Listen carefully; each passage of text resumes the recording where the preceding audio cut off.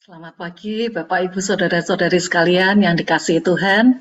Bersyukur ya pagi ini kita dapat bersekutu bersama kembali. Untuk memulai persekutuan kita, mari kita menyanyikan pujian yang mengingatkan kita untuk memulai hari kita dengan pimpinan Tuhan dan mengenakan perlengkapan senjata Allah ya. Yaitu kita mau melakukan kebenaran, keadilan, bersaksi, beriman teguh, bersyukur atas keselamatan yang sudah Tuhan berikan, merenungkan firman Tuhan, dan berdoa setiap waktu. Ya, mari kita nyanyikan pujian Bangkitlah dan Bergerak dari PPR 1 nomor 80.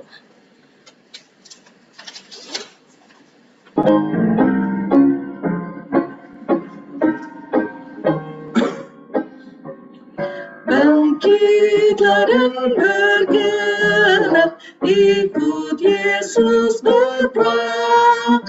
Angkatlah panji tegap, Tuhan tentu menang. Yesus memimpin kita sebagai panglima, sampai musuh binasa dan Yesuslah Raja. Bangkitlah dan bergerak, nafiri bergema, bersiaplah serentak, angkatlah senjata.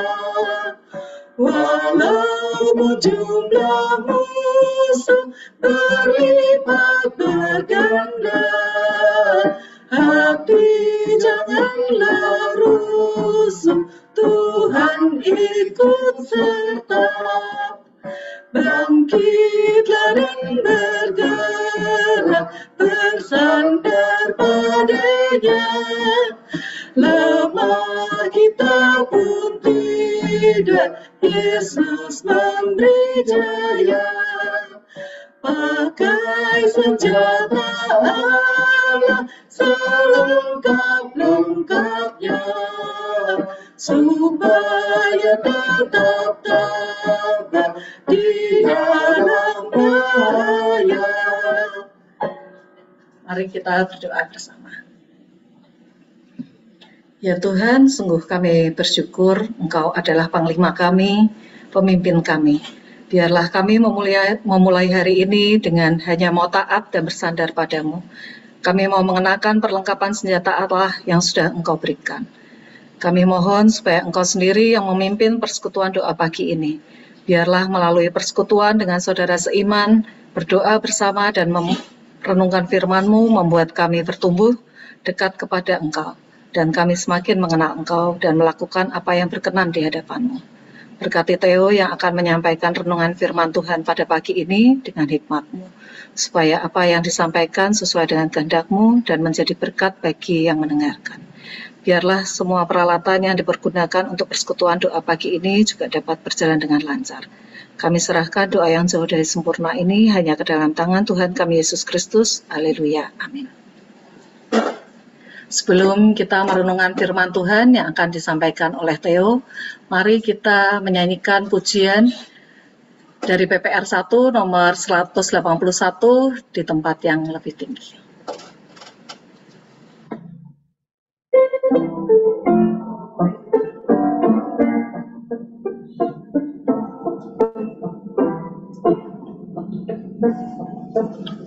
Di tempat yang lebih tinggi, ku ingin tetap berdiri.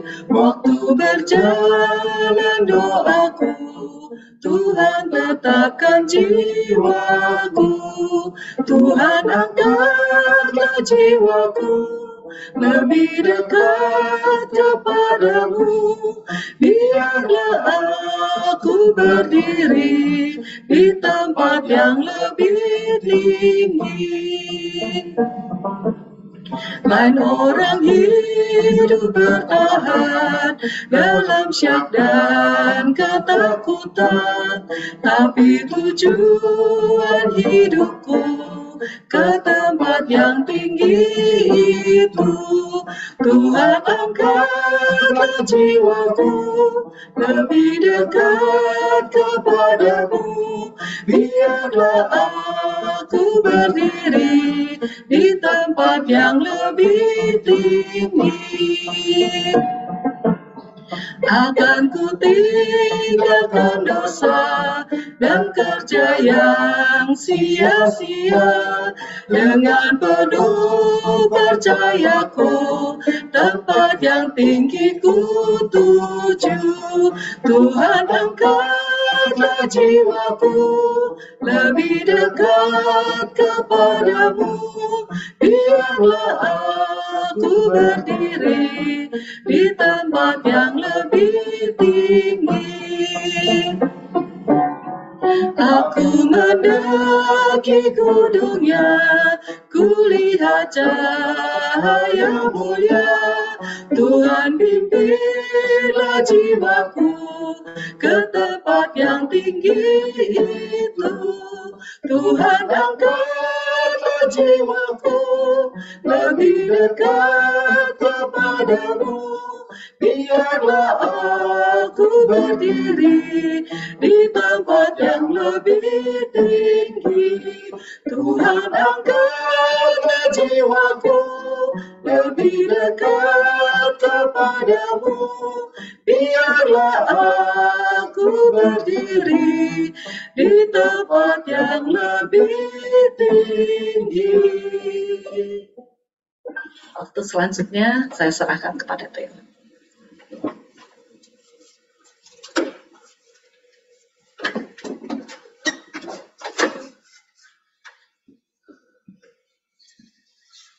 Selamat pagi, saudara-saudara sekalian.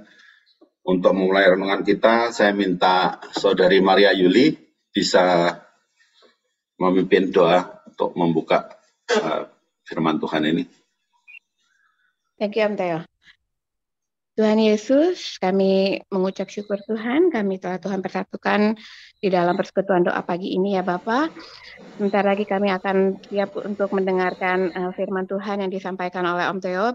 Berikanlah hikmat bijaksana Tuhan atas Om Theo, dan juga berikanlah kami hati yang siap untuk menerima benih firman Tuhan yang ditaburkan, agar kami boleh menjadi pelaku-pelaku firman yang bertindak.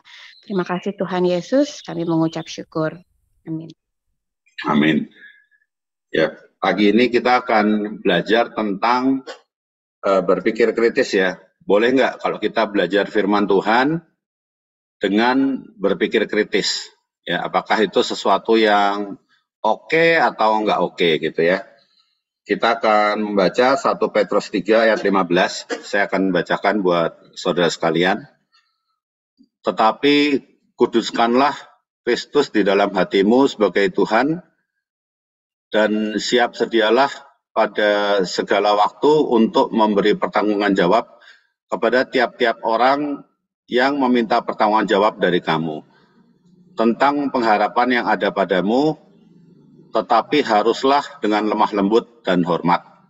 Nah, kira-kira kalau kita membaca firman ini gitu ya, menurut saudara-saudara sekalian, gitu, ini mengajak kita untuk berpikir kritis atau sebenarnya justru kita memberi jawaban kepada orang yang berpikir kritis tentang apa yang kita bagikan kepada mereka gitu. Boleh open mic yang mau share pendapatnya gitu.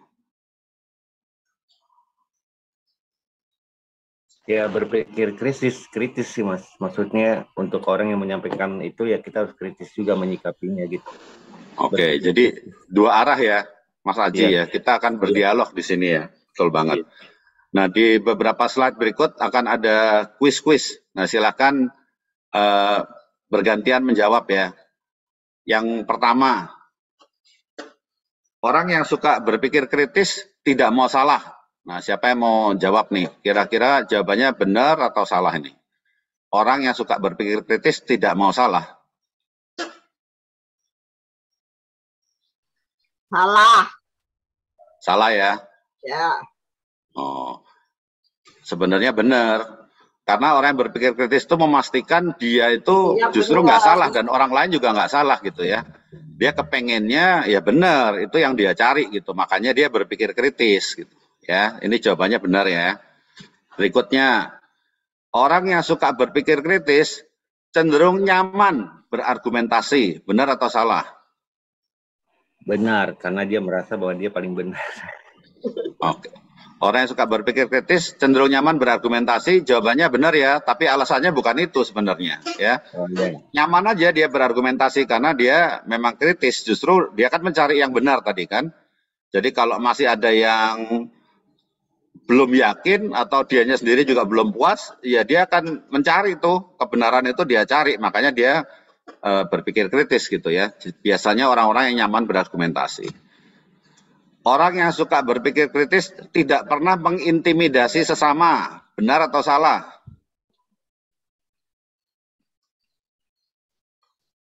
Ayo, siapa yang mau coba jawab? Ini jawabannya kan nggak banyak ini pilihannya. Orang yang suka berpikir kritis tidak pernah mengintimidasi sesama. Pernah ketemu orang yang kritis nggak?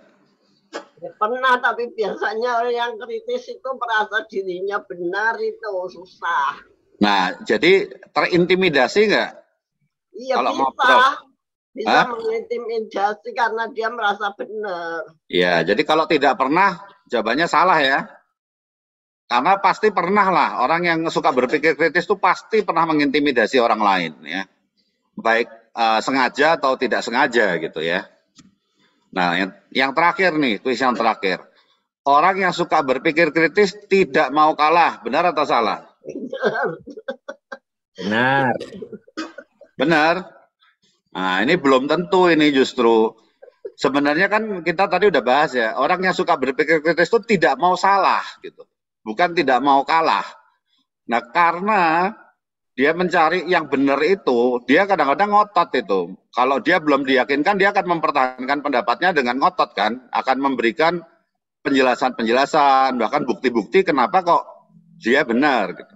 Tapi kalau misalnya ada orang lain yang jawabannya lebih benar, belum tentu dia itu nggak mau kalah loh. Karena dia juga kepengen benar gitu. Makanya dia kritis gitu kan. Cuman seringkali karena orang itu sudah terintimidasi, mereka merasa orang-orang yang kritis ini orang-orang yang nggak mau kalah, maunya menang sendiri begitu. Jadi kalau dibilang dia tidak mau kalah itu sebenarnya belum tentu. Ya kadang-kadang itu cuma ada di kepala kita aja orang-orang ini nggak mau kalah gitu. Yang dia nggak mau itu salah. Ya, bukan nggak mau kalah. Jadi kalau kita berargumentasi, kita sedang berdialog, jangan cari menang, tapi carinya benar gitu. Ini yang diajarkan oleh orang yang berpikir kritis gitu. Jangan sampai kita kepengen menang sendiri gitu ya. Nah, stigma bahwa kritis itu punya konotasi negatif itu sebenarnya tidak akurat. Karena berpikir kritis itu bukan artinya orang yang senang mengkritik atau punya kecenderungan mengintimidasi orang lain gitu. Itu bukan alamiahnya dia gitu.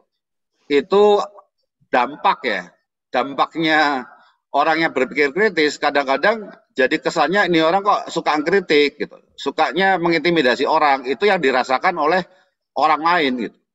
Karena mungkin ada orang lain yang tidak sekritis dia atau ada orang lain yang tidak seagresif dia, itu bisa membuat orang itu jadi ya ngalah, ya sekarepmu gitu. Nah itu terus karena itu terulang-ulang ya dia merasa orang-orang tuh akan melihatnya orang ini nggak mau kalah gitu ya. Tapi sebenarnya berpikir kritis itu dianya sendiri tuh bukan senang mengkritik atau mengintimidasi. Dia pengen cari yang benar tuh seperti apa gitu. Nah makanya ya kita mesti menghindari nih memberi label ya, memberi label pada orang-orang yang suka berpikir kritis sebagai orang-orang yang kepribadiannya tuh nggak mau kalah kalau berargumentasi. Ya kalau kita lihat tadi kan bahkan kita ya setengah bergurau gitu ya, melihatnya iya benar memang mereka tuh nggak mau kalah gitu, karena memang itu stigmanya gitu. Stigmanya mereka itu orang-orang yang maunya menang sendiri gitu. Nah mari kita belajar ke depan, kalau ketemu orang yang ya mengajak berdialog, berargumentasi, hindari kita cepat mikir nih orang-orang yang nggak mau kalah justru ya. Kita cari yang benar. Karena sinonim dari kata critical itu sendiri, kalau kita lihat di kamus bahasa Inggris, itu evaluatif. Itu critical itu artinya evaluatif. Kalau kita lihat di kamus bahasa Indonesia, sinonimnya kritis itu bijaksana atau teliti gitu. Ya, jadi memang sebenarnya sinonimnya kata kritis ini bukan sesuatu yang negatif gitu. dampaknya bisa jadi negatif. Nah, kalau Alkitab sendiri bilang apa gitu tentang berpikir kritis ini? Kita baca dari 1 Yohanes 4 ayat 1 ya. Boleh Cik Yuli mungkin bisa baca ini, Cik Yuli. 1 Yohanes 4 ayat 1. 1 Yohanes 4 ayat 1, saudara-saudaraku yang kekasih, janganlah percaya akan setiap roh, tetapi ujilah roh-roh itu, apakah mereka berasal dari Allah, sebab banyak nabi-nabi palsu yang telah muncul dan pergi ke seluruh dunia. Ya, jadi sebenarnya Alkitab pun mengajarkan kita untuk berpikir kritis ya, jangan mudah percaya sama orang yang ngomong A, ngomong B gitu. Dia merasa dia ya mendapatkan hikmat gitu ya, bahwa kebenaran tuh ini loh, seperti ini loh yang mesti kita dengerin, yang mesti kita lakukan. Nah, kita justru diajarkan untuk menguji itu. Benar nggak itu dari Allah gitu. Jangan-jangan ya itu cuma nabi-nabi palsu aja gitu ya. Bisa minta tolong Ibu Rita untuk membacakan ini, Amsal 14 ayat 15. Amsal 14 ayat 15, orang yang tak berpengalaman percaya kepada setiap perkataan, tetapi orang yang bijak memperhatikan langkahnya. Ya, jadi di sini sekali lagi juga diingetin ya, jangan mudah percaya kepada setiap perkataan gitu. Tapi kita mesti hati-hati gitu dalam langkah-langkah kita. Itu menunjukkan kita bijak, kita berpengalaman. Boleh minta tolong Mas Aji, 2 Timotius 2 ayat 7, Mas Haji. 2 Timotius 2 ayat 7. Perhatikanlah apa yang kukatakan Tuhan akan memberi kepadamu pengertian dalam segala sesuatu. Ya, ini Paulus ya menuliskan supaya memperhatikan apa yang dia sampaikan. Karena ya Tuhan yang akan memberi pengertian gitu supaya lebih lengkap lah. Segala sesuatu ini artinya jangan cuma terima aja sambil lewat gitu ya, tetapi kita mesti dengan seksama gitu. Kalau kita belajar firman Tuhan itu ya dikritisi itu justru gitu. Ini artinya apa, kenapa begini, kenapa begitu gitu ya. Apakah ini artinya begini, gimana mengaplikasikannya gitu. Itu kita mesti memperhatikan ya. Tentu kita perlu berdoa ya supaya Tuhan yang akan memberi pengertian tadi. Oma bisa baca Kisah Para Rasul 17 ayat 11. Kisah Para Rasul 17 ayat 11. Orang-orang Yahudi di kota itu menerima firman itu dengan segala kerelaan hati, dan setiap hari mereka menyelidiki kitab suci untuk mengetahui apakah semuanya itu benar demikian. Ya, jadi di sini kita juga bisa belajar ya bahwa orang-orang yang senang menyelidiki kitab suci dengan rela hati dan melakukannya itu setiap hari, itu ya dibilang justru orang-orang yang lebih baik. Di sini kalau dikatakan itu di-compare ya sebenarnya, itu titik-titik itu ayatnya lebih panjang sebenarnya. Ada 2 kelompok orang yang diperbandingkan ini. Orang yang rela hati dan setiap hari menyelidiki kitab suci dan yang enggak gitu. Nah, ini justru ya di sini diberikan apresiasi ya kepada orang-orang Yahudi yang senang untuk menyelidiki dan senang untuk membaca firman Tuhan itu setiap hari. Sebenarnya banyak ayat-ayatnya, tapi kita akan baca 2 lagi aja ya. Saya akan bacakan buat kita sekalian. Amsal 18 ayat 17 mengatakan, pembicara pertama dalam suatu pertikaian nampaknya benar. Lalu datanglah orang lain dan menyelidiki perkaranya. Gitu. Nah, kadang-kadang kita kalau berargumentasi kan begini ya. Kalau kita nggak kritis, kalau kita itu cenderung menerima aja, pada saat ada orang ngomong dengan penjelasan ini, itu kita merasa kok orang itu kayak benar gitu ya. Semua yang diomongin itu nggak salah gitu. Ternyata waktu orang lain lagi ngomong dan orang lain itu mungkin pendapatnya beda dengan orang yang pertama, ya kita juga berpikir iya benar juga orang yang kedua itu, bahkan lebih benar lagi gitu. Nah, kita juga harus bisa berpikir kritis ya, karena belum tentu orang ngomong itu sekali lagi pasti benar gitu. Makanya kita perlu selidiki, kita perlu kritisi apakah itu benar atau enggak. Kemudian dari Kolose 2 ayat 8. Sekali lagi banyak sekali sebenarnya ayat-ayat yang lain, kita akan mungkin sampai di sini nih, kita lihat ayat-ayat apa aja yang ngingetin kita supaya kita juga berpikir kritis ya. Hati-hatilah supaya jangan ada yang menawan kamu dengan filsafatnya yang kosong dan palsu. Menurut ajaran turun-temurun dan roh-roh dunia, tetapi tidak menurut Kristus. Jadi ini mirip seperti yang pertama tadi ya. Kita diminta untuk berhati-hati, kita diminta untuk menguji, jangan kita itu ya pokoknya manut aja gitu. Dengan sesuatu yang sebenarnya kosong, sesuatu yang palsu, bahkan tradisi gitu ya. Tradisi bisa aja ternyata bukan berasal dari Kristus dan justru membawa kita kepada sesuatu yang salah. Nah, kita harus bijak. Nah, kita mau belajar dari Daniel Kahneman. Dia adalah pemenang Nobel Ekonomi ya. Tapi dia juga psikolog. Dia meneliti proses berpikir di manusia di dalam bukunya ini Thinking Fast and Slow. Bagaimana kita sebagai manusia membuat penilaian di kondisi tertentu.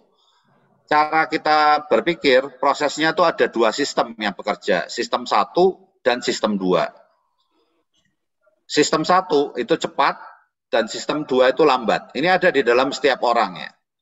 Kemudian sistem 1 itu dilakukannya tidak sadar. Jadinya kayak otomatis gitu, autopilot gitu ya. Kalau yang sistem 2 itu kita sadar penuh. Otomatis sistem 1. Kalau yang nomor 2 perlu effort, perlu usaha gitu. Sistem 1 biasanya terkait dengan keputusan sehari-hari. Jadi misalnya kita mau makan atau enggak makan gitu kan. Kita mau tidur atau enggak tidur. Masih mau nonton TV atau enggak gitu. Mau nyetel YouTube atau Facebook gitu. Itu kalau kita udah melakukan terus-menerus itu otomatis itu. Ya kita nggak sadar kok tahu-tahu kita ngeklik ini, ngeklik itu gitu. Tapi kalau sistem 2 biasanya terkait dengan keputusan-keputusan yang kompleks. Ya kayak milih tanggal untuk ya jemaat dikumpulin gitu kan. Ini perizinan kan perlu bukti ada jemaatnya gitu. Itu kompleks itu mesti dipikirin supaya jemaatnya bisa datang, yang akan mengaudit juga bisa datang gitu. Itu kan keputusan yang kompleks, jadi perlu usaha, perlu sadar, akan lebih lambat prosesnya gitu. Nggak bisa itu pakai sesuatu yang cepat gitu dan otomatis. Itu akan rentan masalah kalau kita melakukan itu dengan sistem 1. Jadi ada beberapa hal sebaiknya justru kita lakukan dengan sistem 2 karena sistem 2 itu dapat diandalkan. Nah, contoh sistem 1 itu seperti apa? Kalau kita ditanya 3 kali 3 berapa? Ya, masuk. Buka. Ya, kalau kita ditanya 3 kali 3 berapa gitu, itu sistem 1 itu. Berapa Mas Haji? Nah, Pak, Rio, sorry. 3 kali 3? Oh, 9. 9. Tapi kalau berikutnya 27 kali 14? Wah, pikir dari 2. Ya, mikir ya. Maksudnya kita tahu cara ngitungnya kan. Mungkin kita butuh kalkulator, kita butuh coret-coretan. Kita punya proses yang bisa kita andalkan supaya dapat angka jawabannya 378 gitu. Tapi ini bukan sesuatu yang kita lakukan dengan otomatis gitu. Ini kalau kita lakukannya seperti ngitung 3 kali 3, bisa salah kita justru gitu. Sama seperti kalau kita nyopir kadang-kadang kan nggak sadar loh, tahu-tahu kok saya udah sampai di sini gitu. Itu bahaya sekali sebenarnya kan. Tapi sebenarnya kita sedang beroperasi dengan sistem 1 itu. Nah, sistem 1 itu kalau kita udah mahir nyopir, nah kita santai aja tuh belok kiri, belok kanan, muter gitu. Tapi sistem 2, pada saat kita belajar nyopir, mau jalan aja mobilnya kan butuh waktu gitu ya, untuk balancing antara gas sama kopling gitu. Mau belok kiri di jalan yang sepi jam 4 pagi gitu. Itu keringetan semua kita, padahal AC-nya nyala gitu. Karena mesti nginget-nginget, koplingnya diinjek, transmisinya diturunin, gasnya dipelanin, setirnya diputar ke kiri gitu kan, diputar balik, kemudian gasnya ya mungkin koplingnya lagi dulu, transmisinya dinaikin, gasnya pelan-pelan dinaikin. Nah itu kan saya kalau mengulang proses itu aja malah mikir gitu, ini yang mana duluan gitu ya. Tapi kalau kita jalankan dengan sistem 1 itu lebih efisien. Jadi sesuatu yang kita pelajari waktu kita belajar biasanya pakai sistem 2. Udah mahir biasanya jadi sistem 1. Tapi kadang-kadang waktu kita sudah pakai sistem 1, untuk memastikan kita itu melakukan sesuatu dengan benar, kita perlu masukan dari orang lain. Tolong kasih masukan dong. ini saya lakukannya udah benar atau salah ya, atau masih ada yang perlu diperbaiki. Nah, itu kita kembali ke sistem 2 itu. Jadinya antara sistem 1 dan sistem 2 ini sebenarnya prosesnya kalau kita mau semakin improve, kita mengandalkan sistem 2. Sistem 1 kalau kita sudah menjalankannya gitu, sudah tinggal eksekusi aja. Nah, pertanyaannya kalau berpikir kritis ini masuk sistem 1 atau sistem 2 ya? Yang mana nih? Kalau kita sedang mendengar sesuatu, kemudian kita berpikir secara kritis itu, apakah ini sistem 1 atau sistem 2? Sistem 2. Sistem 2 ya, jelas ya. Ya. Karena berpikir kritis ini melibatkan ketertarikan akan informasi, bukan cuma nerima. Ya, kalau cuma nerima mungkin pakai sistem 1 aja bisa.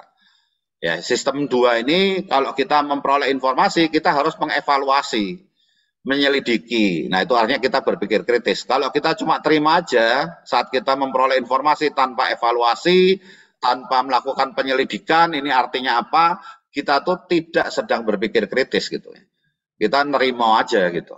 Dan ya sebenarnya itu ada bahayanya juga karena belum tentu yang kita terima itu sesuatu yang benar. Nah, ini kita mau belajar apa yang sebaiknya kita lakukan. Jadi ada yang kita harus hindari ya. Yang kita harus lakukan itu mengumpulkan informasi. Kalau kita mau mengambil suatu keputusan, ya, kumpulkan informasi sebanyak-banyaknya, kemudian kita sintesis. Sintesis itu kita mengintegrasikan, kayak menghubungkan informasi yang satu dengan informasi yang lain. Jadi integrasi dari informasi. Kalau sudah, ya kita analisa informasi itu, kita evaluasi, mencoba memahami, kita menarik kesimpulan, baru terakhir kita ambil keputusan. Nah, yang nggak boleh, lawannya mengumpulkan informasi adalah mengubur informasi. Sebenarnya informasinya tuh ada, tapi malah kita kubur gitu ya, kita umpetin gitu. Jangan sampai nanti orang lain tahu nih gitu. Karena kalau tahu ini nanti dia mikirnya bisa lain-lain. Nah, itu mengubur informasi itu nggak kritis namanya. Ya, menghindari konfrontasi, menghindari konflik dengan sengaja mengubur informasi yang mungkin bermanfaat buat orang lain gitu. Mungkin kasus yang brigadir itu yang rame itu ya akan lebih cepat kalau nggak ada yang mengubur informasi itu untuk diputuskan sebenarnya kasusnya seperti apa. Lawannya mensintesis informasi adalah memotong-motong informasi. Jadi informasi yang tadinya utuh, yang tadinya komplit, saling terintegrasi, itu kita potong-potong gitu. Kita ambil ini aja deh, kita ambil itu aja deh gitu. Itu memotong-motong informasi. Kemudian lawannya menganalisa informasi itu mereka-reka. Kita berasumsi ini, berasumsi itu. Kita tidak mengevaluasi, tidak memahami, berarti kita bias ya. Dengan informasi yang kita punya, ya mungkin sedikit, mungkin justru nggak punya informasi, kita pakai bias kita aja nih. Gitu. Kemudian kita mengabaikan informasi. Dan yang nggak boleh adalah kita menggantung atau menunda kesimpulan, karena berarti keputusan juga nggak akan kita ambil segera. Nah, proses berpikir kritis itu kira-kira seperti ini. Banyak caranya ya, caranya banyak dari mengumpulkan informasi sampai mengambil keputusan. Gitu. Ya kan kita bahkan bisa aja nggak pakai ngumpulin informasi, langsung aja ambil keputusan, itu bisa. Gitu.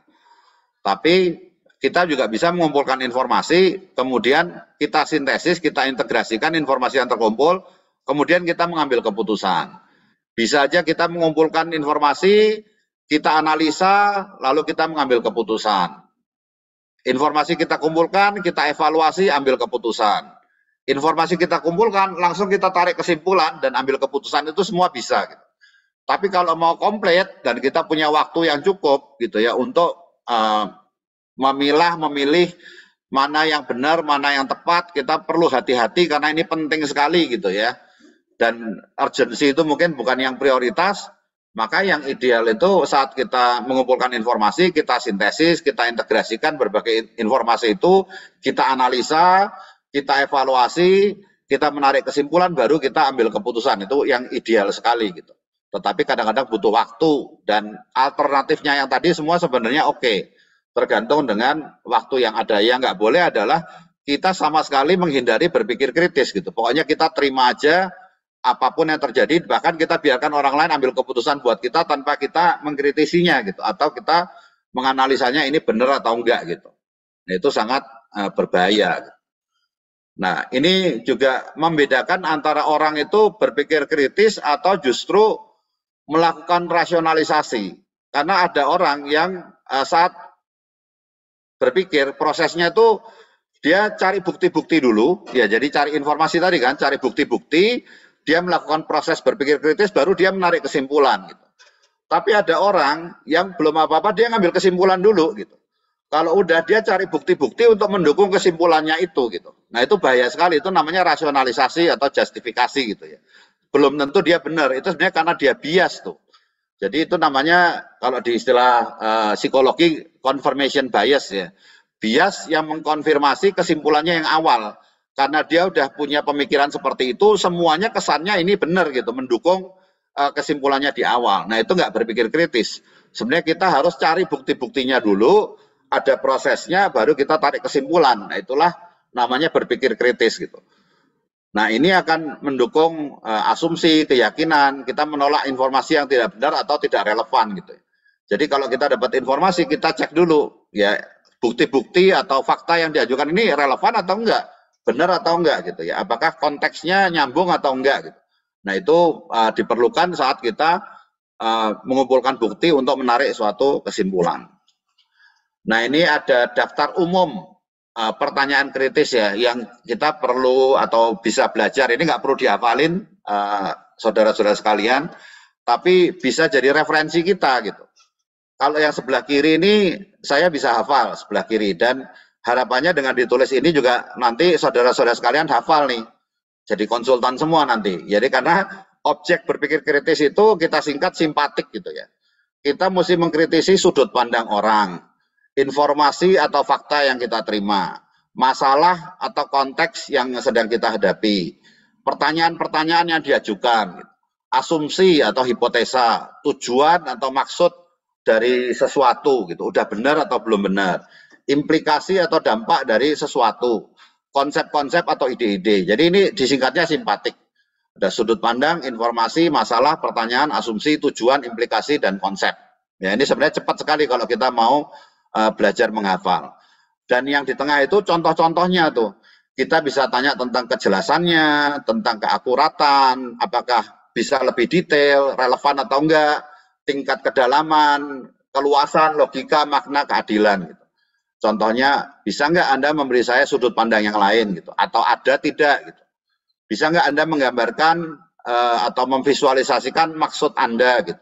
Itu membuat kita tuh jadi nggak asal nerima aja, tapi kita benar-benar pengen ngerti. Justru bukan karena kita nggak mau kalah atau kita mau mengkritik orang lain, tapi kita mau memastikan kita itu paham benar gitu apa yang dimaksud orang lain, karena justru kita peduli, kita perhatian dengan apa yang disampaikan orang lain ke kita minta kejelasan gitu.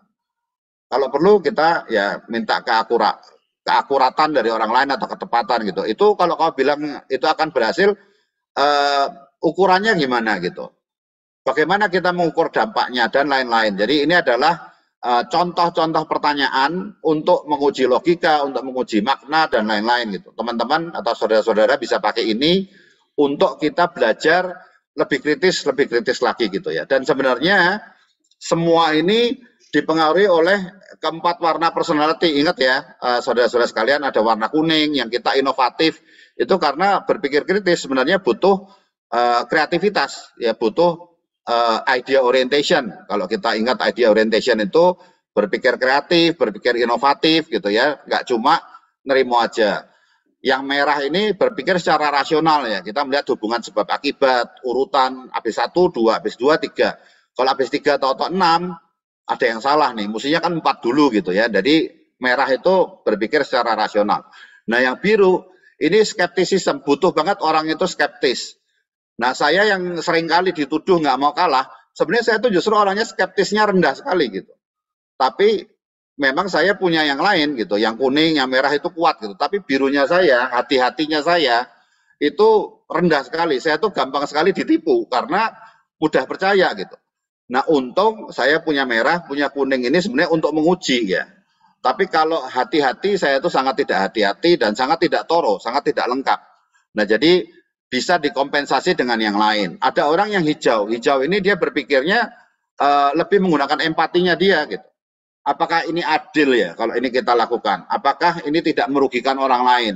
Bisa nggak ini dipertanggungjawabkan? Bisa nggak ini dibenarkan? Apakah nanti akan jadi konflik? Nah itu berpikirnya menggunakan empatinya dia. Jadi pakai warna hijaunya gitu. Nah keempat-empatnya ini bisa saling membantu untuk menghasilkan pemikiran-pemikiran kritis sehingga kita mengambil keputusan itu lebih baik dari sebelumnya. Kapan kita mengajukan pertanyaan-pertanyaan kritis ini? Ya saat kita baca berita di koran, saat kita terima sesuatu di WA kita gitu yang kayaknya bombastis banget, ini benar atau enggak sih? Kita cek, ini hoax atau bukan. Bahkan ya saat kita ada di rapat gitu ya, kita dengar orang bilang A, bilang B, ya coba kita uji benar atau enggak, buktinya mana gitu. Ini perlu kita lakukan supaya keputusan di akhir itu kita nggak salah mengambilnya.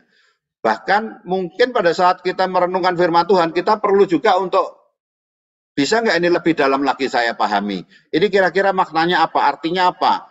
Kita bisa perluas nggak sehingga pada waktu kita mengaplikasikan ini gitu, kita bisa ngelihat ini hubungannya dengan apa aja gitu.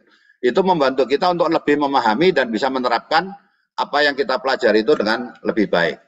Nah, kata kuncinya untuk seorang yang berpikir kritis ini adalah curious ya. Boleh next ke slide berikutnya, nah, Niko. Ya, curiosity ini adalah kuncinya. Seorang pemikir kritis, orang yang penasaran, kepengen tahu gitu. Dia nggak mudah puas. Nah, ini ada satu quote ya dari seorang novelis mengatakan kita tahu orang itu pinter atau enggak itu dari jawabannya dia. Gitu. Tapi kalau kita mau tahu orang itu bijaksana atau enggak, kita dengerin pertanyaan-pertanyaan yang diajukan gitu. Karena pertanyaan-pertanyaan kritis yang diajukan itu akan menunjukkan seberapa orang itu hati-hati, seberapa orang itu berpengalaman, seberapa orang itu bijaksana karena dia nggak cuma nerima aja gitu.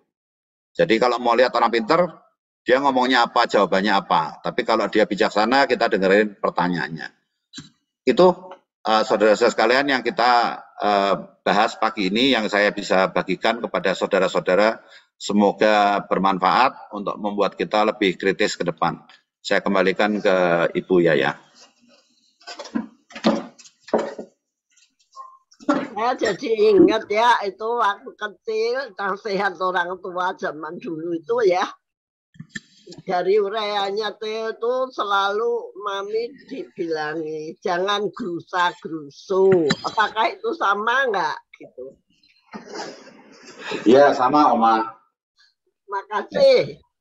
Berhati-hati itu berarti nggak boleh gerusa-gerusu, benar. Ya.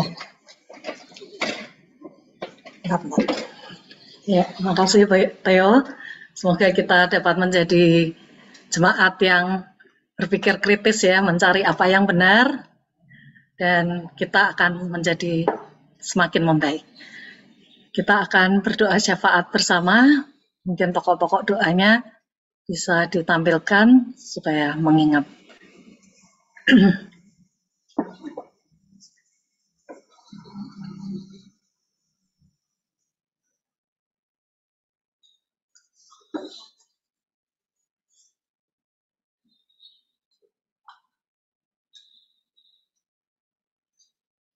Kita doakan Karen ya, karena dia kena COVID dan lumayan parah. Semoga cepat sembuh.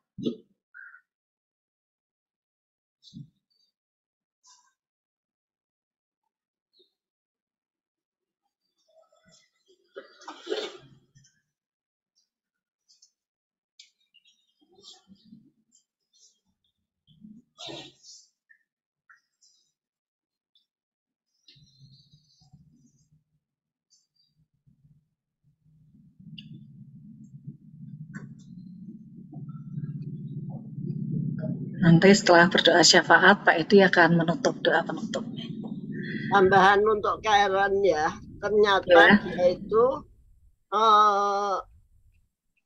diduga lupus itu. Sakit, dia itu ada penyakit degeneratif gitu loh. Jadinya kita berdoa lah ya supaya nggak semakin parah karena penyakit orang tua menurun ke anaknya yang selama ini kita nggak tahu kalau Karen itu menderita penyakit degeneratif itu. Ya kita doain ya. Terima kasih. Ya. Sebelum kita berdoa syafaat bersama, mari kita menyanyikan pujian dari PPR 1 nomor 118, Yesus seperti gembala.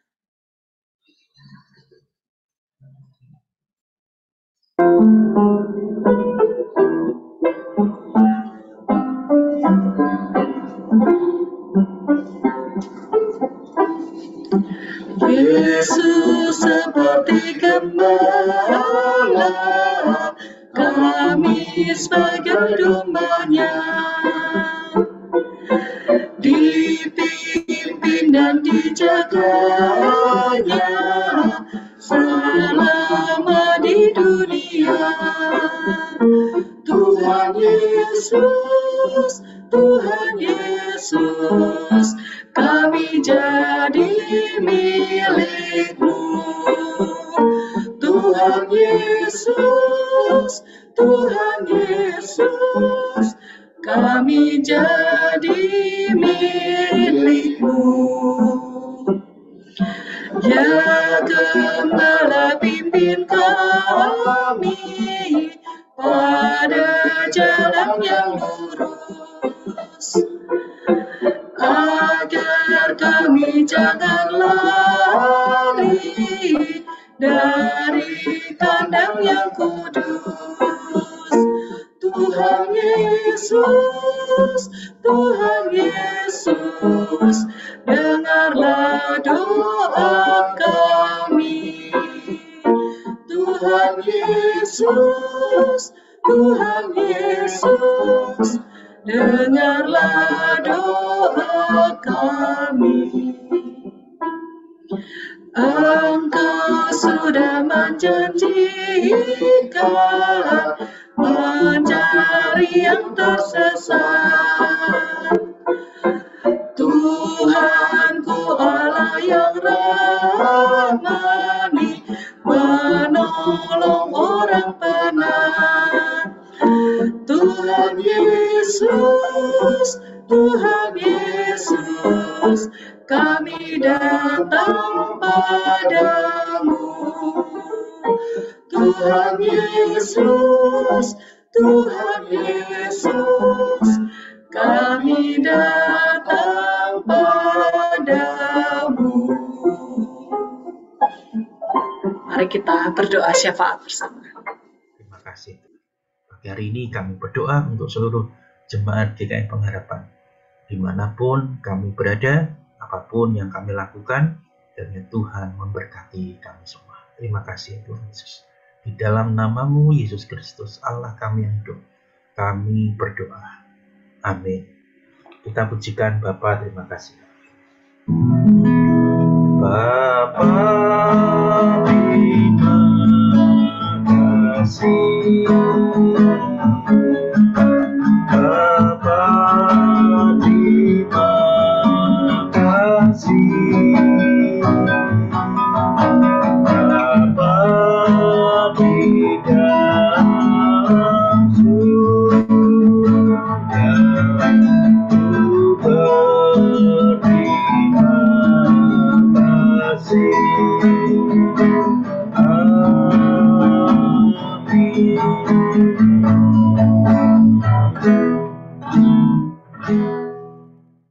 Terima kasih.